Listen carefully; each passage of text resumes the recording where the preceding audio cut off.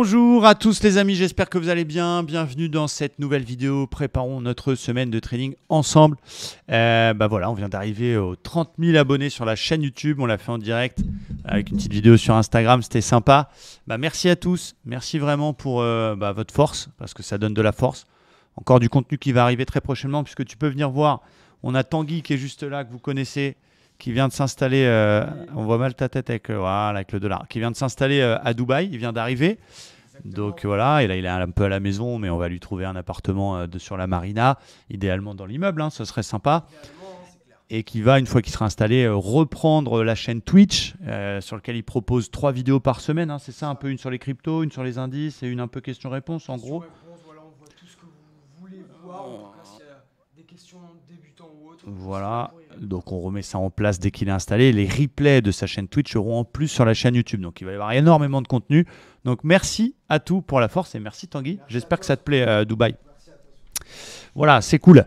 Bienvenue donc dans cette vidéo du dimanche qui va permettre de faire un point un petit peu sur la semaine. Une bonne semaine. Elle n'a pas forcément été évidente, ma semaine. Parce qu'il y a eu beaucoup de BE. J'ai pris des super trades, mais beaucoup se sont fait BE. Il y a eu quelques stop loss aussi.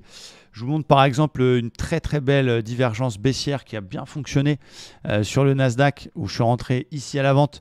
Mais malheureusement, on fait le ratio de 1. Je me fais BE. Il dégueule derrière, il va faire 100%. Donc ça, c'était ratio de 4-5 facile. Donc ça, c'est vraiment, ma semaine a été un peu chiante psychologiquement, on va dire. Je vous ferai d'ailleurs, je vous prépare une vidéo sur la gestion des émotions. Comment passer un cap entre quelqu'un qui est un bon analyste technique et qui a de bonnes connaissances à quelqu'un qui est vraiment un trader pro. Qu'est-ce que moi j'ai mis en place pour justement essayer de contrôler mes émotions et contrôler tout ça. Mais du coup, j'ai gardé mon mal en patience et on a bien fini la semaine grâce à une magnifique bulle sur le Dow Jones pour aller jouer un pullback sur l'OPR qui était quand même superbe, qui a fait jusqu'à un ratio de 4, une bulle à pesanteur. Et paf, on est venu coller l'OPR, mais c'était magique parce qu'il y avait un stop qui était relativement court. Et donc, ça a fait jusqu'à un ratio de 3-4 et c'était plutôt cool. Quoi qu'il en soit, donc c'était une bonne semaine. Je suis quand même content. J'avance un petit peu sur les MyForexFund. Je vais vous montrer. Vous savez que moi, je montre tout. Je suis en fin de challenge sur l'étape 2 de MyForexFund pour aller avoir 600 000 $ de capital supplémentaire. Donc voilà, et j'ai fait un peu plus d'1%. Il me reste 30 jours, je crois, ou 35 jours pour aller chercher ça. Je vous montrerai, il est là. Hop, ouais, c'est ici. Donc moi, je vous montre tout. Il n'y a pas de lézard. Donc je suis à 3562. Donc évidemment, c'est encore loin, mais donc c'est légèrement dans le vert. Et il me reste 35 jours pour aller chercher ça. Donc j'espère que je vais y arriver. Et voilà, on voit que ça n'a pas été forcément évident. On a monté, descendre. Mais voilà, on est à 303 et on va aller chercher ça. On va aller chercher les 600 000 $ supplémentaires pour monter à un capital d'1 million de dollars. J'espère. Et dès que j'aurai ce million, pour continuer à monter en puissance, excusez-moi, je monte ma chaise. Voilà, pour continuer à monter en puissance, je ferai aussitôt un 1 million de dollars. Je m'offrirai le 1 million de dollars sur Surge Trader, qui est une propre firme que je ne vous ai pas encore présentée sur la chaîne, mais qui est une propre firme dans laquelle il n'y a pas de timing, il n'y a pas de temps, il n'y a qu'une phase. Je vous la présenterai avec Pierrick notamment sur la chaîne. Alors je ne suis pas rouge, c'est parce que j'ai enlevé la lumière, parce que j'ai un peu mal aux yeux, donc j'ai pas mis le gros spot que je mets d'habitude, donc voilà, on a l'impression que je suis un peu rouge, mais non, je n'ai pas repris l'alcool. Allez, on va commencer après tout ça à faire un petit point d'abord sur les indices qui sont un peu foufous, qui ont bien terminé la semaine, qui ont terminé parce qu'il y a eu des commentaires de membres du FOMC qui laissent penser qu'on puisse avoir peut-être, on appelle ça un ton plus accommodant.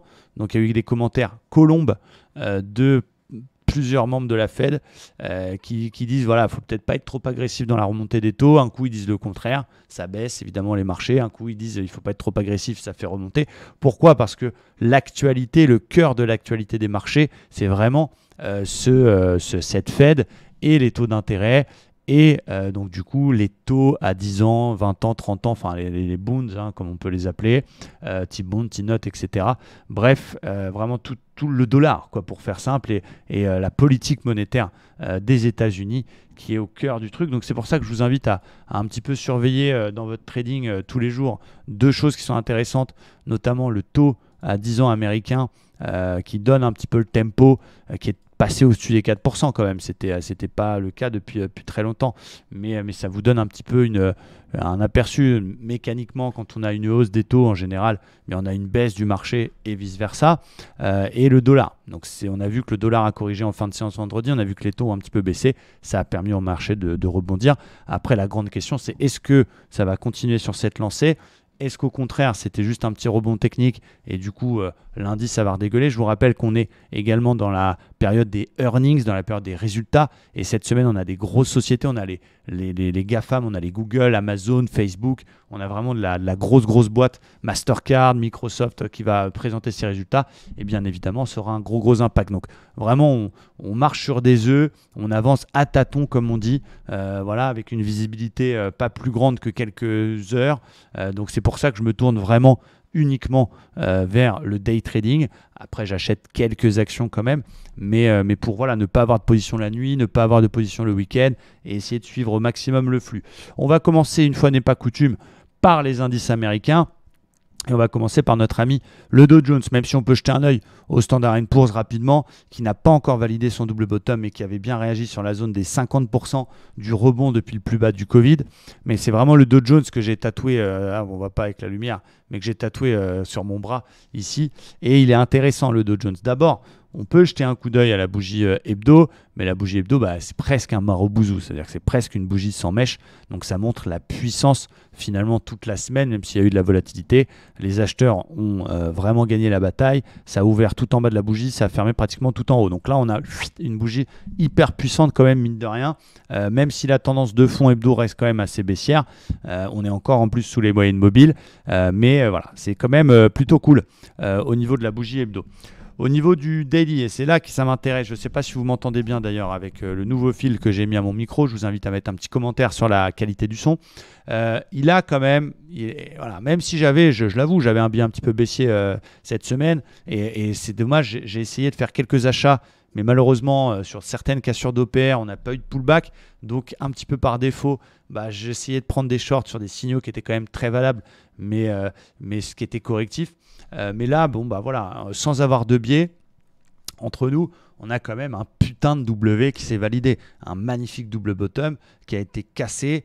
Finalement, après coup, on voit bien le pullback quasi parfait sur ce que j'appelle la ligne de coup. Puis derrière, paf, la confirmation. Je vous pose une question. C'est une question que je pose souvent aux abonnés livestream.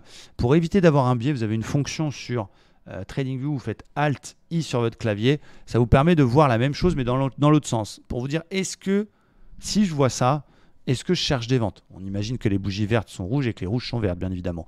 Mais dans la forme du bazar, cassure, pullback, est-ce que je cherche des achats dans cette situation-là ou est-ce que je cherche des ventes? Moi, si je vois ça sur mon graphe et évidemment que la verte est rouge et que les rouges sont vertes, je vais quand même essayer de vendre ce marché. Donc ça veut dire que si je vois ça, je suis censé chercher des achats. Si je cherche aussi des ventes là-dedans, c'est que je suis biaisé quelque part. Donc ça peut être un petit astuce, Alt 1, pour se dire est-ce que ma réflexion elle est purement technique et vraiment je réagis comme un robot, ou est-ce qu'au contraire j'ai vraiment un biais et je cherche toujours le même sens. En tout cas, quand je vois ça, c'est intéressant. Après, attention danger, parce qu'on a les résultats de grosses sociétés qui peuvent faire basculer la donne, parce qu'on a encore, et ce sera début novembre, la prochaine réunion de la Fed, on va avoir encore des commentaires de banquiers centraux et on va avoir des chiffres que la Fed va observer, comme par exemple les créations d'emplois, ce genre de choses, et ça va avoir un impact, parce que c'est quoi l'histoire? C'est quand même qu'il y a énormément d'inflation, on est quasiment à 9% d'inflation aux États-Unis, c'est énorme, jamais vu depuis 50 ans, et la Fed, elle n'a pas le choix. Donc là, la hausse de taux pour 0,75% de la prochaine réunion, elle est actée, elle est dans les cours, etc. Mais il suffit que début novembre, la Fed elle dise non, il faut qu'on reste agressive, jamais on changera de ton, ça va tout reperdre. Donc il faut vraiment être très attentif. C'est pour ça que je n'achète pas énormément d'actions. Et là, on a un élément technique à surveiller pour la journée de demain. Si je prends toute la dernière vague de baisse daily, donc je commence ici, je termine là, regardez quand même, c'est quand même assez sympa de voir ça, la puissance du 61,8, la puissance de Fibonacci. Je vais boire un petit coup d'eau parce que j'ai la pâteuse à force de parler. C'est même de la vodka, ça passe encore mieux. 61,8 de Fibo qui est le plus haut du jour, le plus haut de la bougie de vendredi. Il est venu chercher ça et il s'est arrêté là-dessus. Donc, ce n'est pas un hasard non plus. Donc, le 61,8, très, très observé.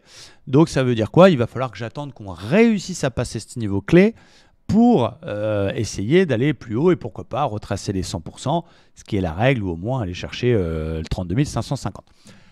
On sait également que quand on casse la moyenne mobile 50, on peut avoir un petit pullback aussi. Donc ça va être un niveau qu'on va surveiller, 30 700, 30 750, qui est juste au-dessus du 50%. Donc on sait qu'on pourrait avoir un possible pullback avant finalement de bien casser le 61,8 sur la MM50 pour pourquoi pas peut-être repartir. Mais en tout cas, ça va être un truc qu'on va bien surveiller. C'est pour ça que j'ai fait une marque sur mon graphique.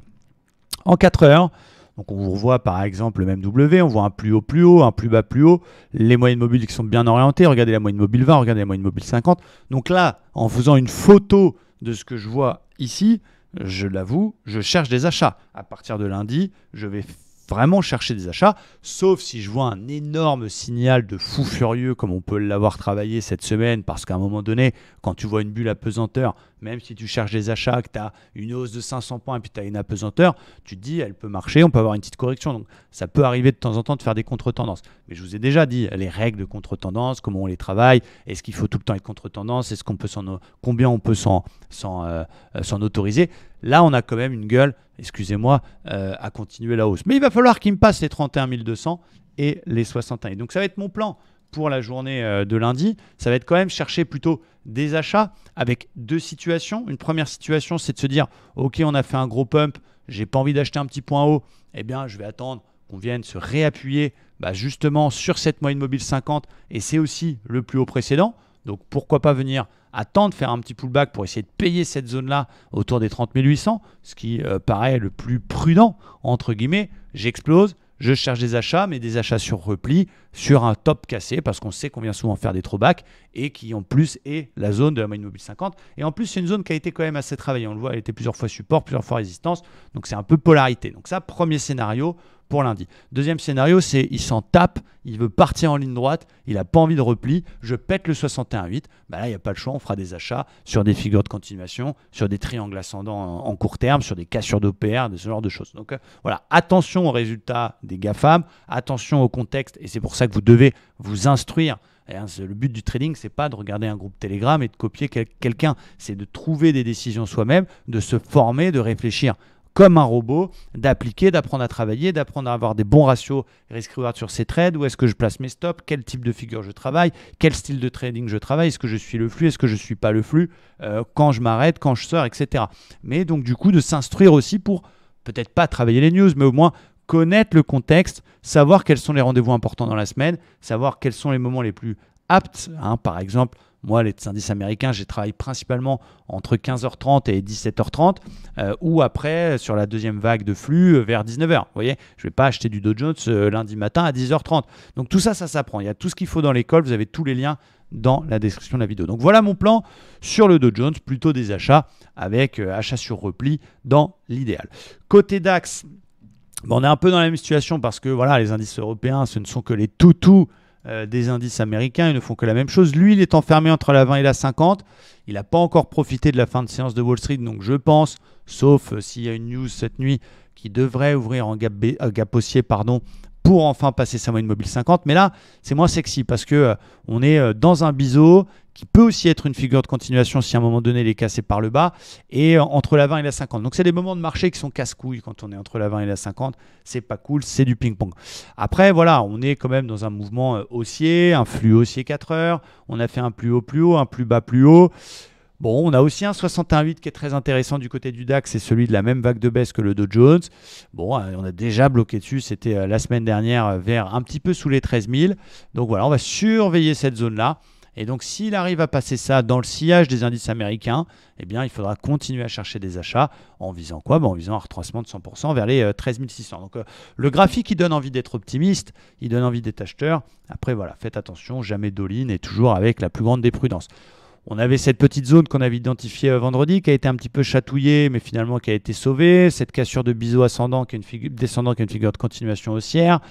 Voilà, j'ai pas envie de payer un top, j'ai pas envie de payer sous un niveau clé, j'ai pas envie de payer sous un Fibo important, ni dans, voilà, il y a les 13 000. Je vais vraiment attendre tranquillement sur le DAX, éventuellement qu'il arrive à casser ce niveau-là pour éventuellement payer. Je m'éloigne de plus en plus du DAX, je le travaille très très rarement, je concentre mes cojones sur le Dow Jones. Et c'est cool parce que, voilà, évidemment, on regarde aussi le Nasdaq, on regarde aussi Standard & Poor's, on regarde les indices américains, les boss, les vrais patrons, c'est eux qu'il faut travailler. On fait un petit point sur le gold rapidement. Pareil, très très belle configuration du gold. On avait vu ensemble dans la communauté une très belle divergence, la même que celle qui est apparue fin septembre, qui a bien fonctionné. Grosse dédicace à mon Pierrick, je sais qu'il a fait un gros achat gold tout en bas. Et en daily, on est peut-être en train de former un double bottom. C'est dommage qu'il ne soit pas venu chercher ma zone support, que je vous répète 1600 depuis plusieurs semaines, mais il est peut-être en train de former un double bottom. Il reste quand même dans une dynamique de fond qui est quand même une tendance quand même de fond baissière. Les deux moyennes mobiles, regardez, elles sont très bien orientées à la baisse. Donc attention, il y a deux façons de travailler les W. C'est soit d'attendre sa validation avant d'acheter et puis d'aller chercher la hauteur de la figure et de travailler des petits achats là-dedans. Soit un truc un peu risqué, c'est de se dire si on fait un W, autant essayer d'en profiter, de profiter de la hausse de la deuxième jambe et de profiter de la hausse du report de la figure. Après, forcément, c'est moins probable que ça fonctionne puisque tu anticipes. Mais c'est plus rentable puisque ça paye plus si ça marche. Donc, c'est à vous de placer le curseur. C'est intéressant, on fait une espèce d'avalement, une espèce d'étoile du matin. Encore une fois, très corrélé l'or, évidemment gold en dollars, corrélé au dollar, donc bien évidemment à tous les commentaires macroéconomiques à surveiller. On va dire que les joueurs peuvent commencer à trouver des petits achats sur des figures pour essayer de jouer ce W. Les plus prudents attendront qu'ils se valident. En tout cas, c'est plutôt pas mal. Et du côté du pétrole, on est venu pullbacker cette oblique. Paf, on est venu faire un harami qui est malheureusement pas confirmé. Il est chiant parce qu'il a les deux moyennes mobiles qui sont complètement plates. Mais c'est intéressant cette notion de pullback. Il n'y a pas de figure de folie. On peut imaginer une espèce de TE inversé. Regardez ici. Mais elle n'est pas très belle. C'est un peu une Bogdanov comme j'ai l'habitude de les appeler. Voilà, pour le pétrole, je vais le laisser un petit peu de côté. On passe au Forex, les amis, pour 2-3 opportunités Forex moyen-long terme que je vous ai repérées. L'euro AUD avec notre beau double bottom validé. Donc, vous voyez la patience. On avait fait un joli double bottom. Il est validé. Moi, je me suis dit, ah là là, c'est en train de partir sans nous. Regardez sur notre écran. Et finalement, il y a une grosse correction justement de l'euro AUD sur la session de vendredi. Et donc, ça peut être le fameux throwback qu'on attendait. Donc, je vais surveiller. Après, c'est rare que la paire de Forex, ça vienne s'arrêter pile poil. On sait, ça vient chercher de la liquidité, etc. Donc, ça peut faire une exagération et puis finalement sauver la zone. Donc, on va surveiller. C'est sur des zones que l'on surveille. Ce n'est pas des points près. Donc, toute cette zone-là, je vais surveiller sur une unité de temps un petit peu plus courte. Ça peut être une divergence 1 heure. Ça veut dire on peut continuer à baisser, venir chercher la zone et nous faire une div 1 heure. Donc, ça va être quelque chose que je vais surveiller sur l'euro AUD pour travailler ce W justement qui nous intéresse. L'euro-dollar. On est toujours dans ce magnifique canal baissier, même s'il y a eu un joli rebond et qu'on a fait un plus bas, plus haut, on va quand même surveiller la zone convergence autour des 0,99 pour travailler peut-être une petite figure. Là, il n'avait pas validé notre plan, malheureusement, de cassure, mais pour surveiller une petite figure de retournement court terme du mouvement haussier. Donc là, on voit qu'on est dans une belle polarité. Là-dedans, je vais surveiller. Ça peut être une div baissière. Ça, on est en train d'en former une en plus, si je ne m'abuse. Ah non, on n'était pas en surachat, pardon. Mais ça peut être une figure. Voilà, donc je vais surveiller pour travailler ce canal baissier, même si, si la Fed est plus accommodante, ça va affaiblir le dollar et ça va faire remonter l'euro-dollar. Donc si à un moment donné, je vois que le canal il est cassé par le haut, c'est fini, je ne chercherai plus de vente. Il y avait quoi d'autre que je surveillais qui était pas mal, le GBP Yen, qui est dans une belle zone, de résistance autour des 168, résistance, on casse, on repasse en dessous, donc qui m'intéresse pas mal pour essayer de travailler une vente là-dessus, si on a un signal, bien sûr, c'est pas encore gagné. Il y avait l'AUD USD qui était pas mal, qui fait une wolf, un peu exagérée, je vous l'avoue, mais une wolf quand même relativement alléchante si elle se valide. Après, elle aura un gros stop, donc elle aura un ratio un petit peu limité. On verra si on peut travailler quelque chose là-dedans. Mais si on valide le 0,5, elle sera intéressante. La UD-USD, toujours pareil. Si le dollar, ça se calme un peu, les paires en dollars, elles vont remonter. Donc ça peut être dans le sillage d'une correction du dollar si la Fed est accommodante. Et puis la dernière, c'est l'euro-yen qui nous valide un espèce de triangle ascendant, figure de continuation. Je fais une vague de hausse. La tendance de fond elle est quand même relativement haussière hein, sur l'euro AUD. Si on regarde depuis plusieurs mois, c'est quand même plutôt haussier. J'aime pas trop la bougie de la semaine dernière, mais en daily, on a quand même une espèce de beau triangle ascendant. On est venu pile poil là-dessus. Donc on surveillera le support pour jouer une accélération ou la zone ici pour une figure. Voilà pour les principales figures, on va dire moyen terme sur le Forex. Les divergences 1 heure, ce qu'on fait nous en direct toute la semaine, déjà on réserve ça aux membres de l'école. Et puis c'est compliqué un dimanche à 17h40 de regarder les divergences sur le Forex. Pour terminer cette vidéo du dimanche, j'espère qu'elle vous plaît. On va regarder un petit peu les actions. Il y a quelques actions que je surveille. Déjà, il y avait des actions que j'avais achetées. Donc, j'ai quelques actions à l'achat. J'ai Sanofi, par exemple, qui est pas mal, qui est au-dessus de mon prix, que je garde à long terme parce qu'il y avait une belle div dans une belle zone de polarité. Alstom, qui a un petit peu corrigé, bloqué par sa MM50, mais que j'ai acheté dans la zone ici, zone support long terme qui est pas mal. J'ai acheté aussi Seb. On est autour du prix aussi, on a une divergence haussière, donc j'ai voulu prendre quelques actions pour voilà, avoir quelque chose en portefeuille si ça se confirme au niveau du retournement des indices. Voilà, et il y a quelques actions que je surveille, il y en a dont il y a les résultats et vous pouvez vérifier simplement, hein, vous tapez earnings par exemple, voilà, j'ai Mastercard qui m'intéresse. Vous pouvez aller sur un site qui s'appelle TipRanks, vous avez un accès gratuit TipRanks qui est là, ok, TipRanks. TIPRANKS, TipRanks. Vous tapez Mastercard.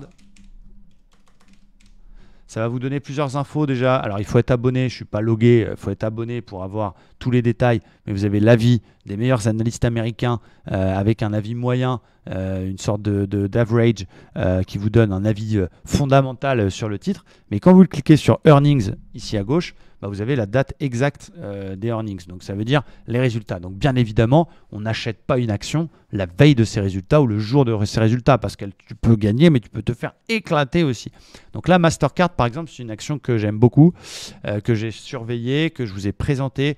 Pourquoi? Parce que c'est une Barbie, il y a trop d'arguments. Il y a eu un avalement, c'est même plus un avalement, c'est un Clara Morgan. Il y a une putain de zone support, il y a une superbe vague de Wolf, il y a un double bottom et il y a une divergence. Là, il y a toute la famille. Dans le jeu de cette famille, tu as le père, la mère, la soeur, la grand-mère, tu as tout le monde. Il y a tous les arguments du monde. Et en plus, en prime, on casse la moyenne mobile 50. Donc, si les résultats sont bons de Mastercard, eh bien, on achètera Mastercard. En plus, voilà, il y a un bel objectif. C'est 300, je vais regarder, 300, analyse 396, c'est à peu près l'objectif de la vague de Wolf. Donc c'est cool, ça donne un beau truc. Donc Mastercard que j'aime bien, Amazon que j'aime bien aussi, mine de rien, parce qu'elle est quand même posée sur un très très beau support long terme qui a été un peu attaqué mais qui est sauvé. Il y avait Score aussi, une action française, Score, parce qu'il y a une belle petite divergence avec un très beau marteau vendredi qui n'est pas encore validé mais que je surveille parce qu'en prime, il est sur les plus bas de mars 2020, les plus bas Covid.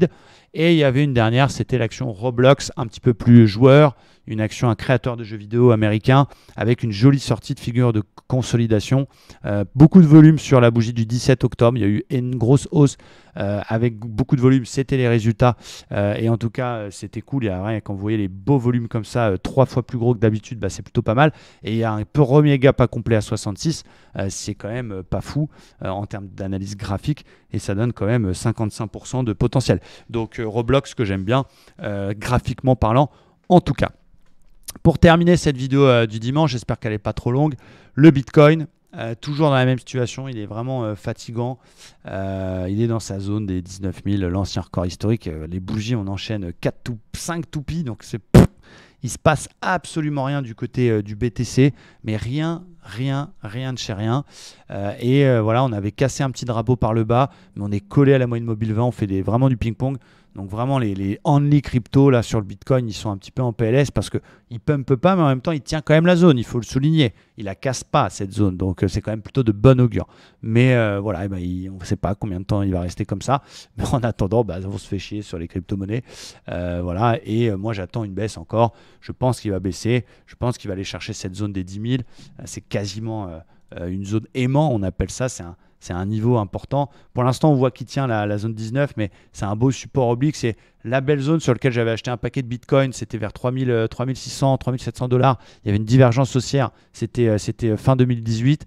Voilà, ça correspond quand même à pas mal de convergences. Il tient 19 pour l'instant, mais s'il casse, je vais vraiment attendre ce niveau pour faire un nouveau gros achat. C'est ce qu'il faut faire. Il faut être patient, il faut attendre les gros points bas et il faut essayer d'en prendre un petit peu quand on a des grosses baisses et pas s'y intéresser quand il est à 100 000, bien évidemment. Donc prudence, patience, persévérance. J'espère que cette vidéo du dimanche vous a plu. Merci à tous de la regarder et je vous donne rendez-vous dès demain pour les abonnés Livestream Trader en direct avec le Morning Live, avec l'émission de l'après-midi pour scalper et puis pour vous sur YouTube, le LNDJ de lundi pour vous donner mes plans en fin de matinée. Merci à tous, très bonne fin de dimanche. Ciao, bye bye.